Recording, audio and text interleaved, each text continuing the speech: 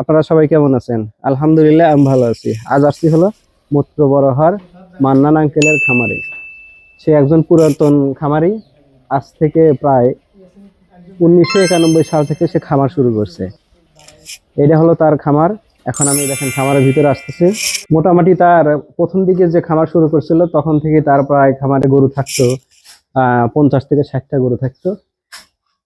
এখন আস্তে আস্তে একটু কমাই দিছে, মানে এখন অনেকগুলো গরু আছে। বেশ কিছুদিন আগে বেশ কয়েকটা বিক্রি করে দিছে।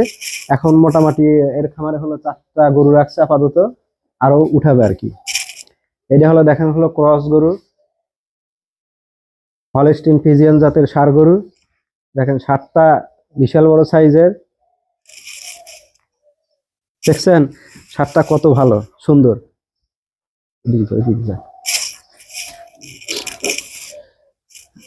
দেখেন ষাঁড়টা খুবই শান্ত বন্ধু।